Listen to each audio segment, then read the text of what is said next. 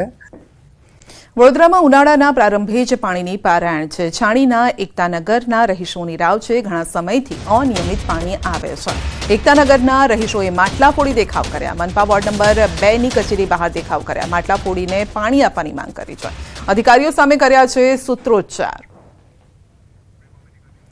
તો છાણીના એકતાનગર વિસ્તારમાં રહીશોનો દેખાવ, પાણીનો પોકાર અત્યારથી શરૂ થઈ ગયો છે અને ગૃહિણીઓ માટલા લઈને આવી હતી. માટલા ફોડીને તેઓએ વિરોધ નોંધાવ્યો છે. તો હજી ઉનાળાની બરાબર શરૂઆત પણ નથી થઈ અને ત્યાં જ પાણીનો પોકાર શરૂ થઈ ગયો છે.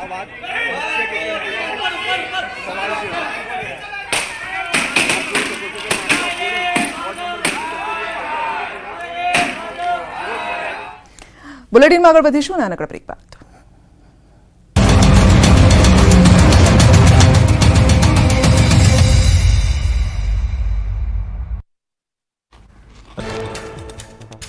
અંકલેશ્વર શહેરમાં જાહેરમાં યુવકો વચ્ચે મારામારી. સિગ્નેચર ગેલેરિયા કોમ્પ્લેક્સમાં બાખડ્યા હતા 2 યુવાનો. યુવકો વચ્ચે છૂટા હાથની મારામારીનો વિડીયો વાયરલ થયો. નીલગિરી જિલ્લાના કોટાગીરીના રહેણાંક વિસ્તારમાં દીપડાના આંટાફેરા. દીપડાના આંટાફેરાથી સ્થાનિકોમાં ભયનો માહોલ છવાયો. જંગલ વિસ્તાર નજીક હોવાથી અવારનવાર જંગલી પશુઓના આંટાફેરાથી લોકોમાં દહેશત.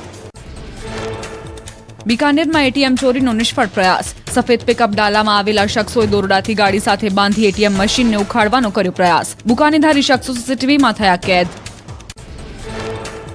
કર્ણાટકના બેંગ્લોરમાં એટીએમમાંથી 30 લાખ રૂપિયાની ચોરી.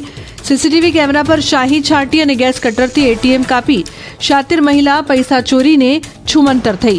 ચોરીની ઘટના સીસીટીવીમાં કેદ. મંડલા જિલ્લામાં જ્વેલરીની શોપમાં ચોરી. ગ્રાહકના સ્વાંગમાં આવેલી મહિલાઓએ કરી ચોરી. સોની વેપારીનું વાતોમાં ધ્યાન ભટકાવી મહિલાઓ કિંમતી દાગીના સેરવીને ફરાર. ચોરીની ઘટના સીસીટીવીમાં થઈ કેદ. નાલંદામાં અસામાજિક તત્વોનો આતંક. દિન દહાડે બજારમાં દુકાનદાર પર કર્યું ફાયરિંગ. સ્થાનિકોએ વેપારીને બચાવવા હુમલાખોરો સાથે હાથાપાઈ કરી. શખ્સો થયા ફરાર. પોલીસે તપાસ હાથ ધરી. ગોળી વાગતા વેપારીની હાલત ગંભીર. ઉત્તરાખંડના ચમોલીમાં થયેલા પ્રચંડ હિમપ્રપાત બાદ બચાવ કામગીરી પૂર્ણ. ગુમ થયેલા 4 કામદારોના મૃતદેહ મળી આવ્યા.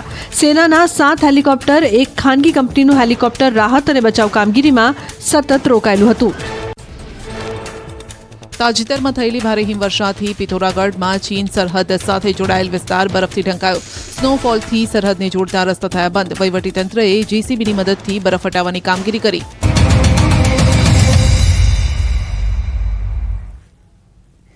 બ્રેક બાદ આપનું સ્વાગત છે. પ્રધાનમંત્રી મોદીએ જામનગરમાં વનતારાનું ઉદ્ઘાટન કર્યું. અનંત અંબાણીનો મહત્વાકાંક્ષી પ્રોજેક્ટ વનતારા દુનિયાનું સૌથી મોટું સેવાલય છે. દુનિયાનું સૌથી વિશાળ પશુ પુનર્વસન કેન્દ્ર છે. વનતારા 2000થી પણ વધુ વન્ય પ્રજાતિઓનું ઘર છે, જ્યાં સંકટગ્રસ્ત પશુઓને રેસ્ક્યુ કરીને સારવાર અપાય છે. પીએમ મોદીએ વન્યજીવ હોસ્પિટલની પણ મુલાકાત લીધી. અહીં પ્રાણીઓ માટે MRI, CT સ્કેન, ICUની અત્યાધુનિક સુવિધા ઉપલબ્ધ છે. વનતારામાં 1.5 લાખથી વધુ વિલુપ્ત થતા પ્રાણીઓ જોવા મળે છે. અહીં જંગલ જેવો માહોલ છે. વનતારા એ રેસ્ક્યુ કરેલા જાનવરોનું ઘર છે.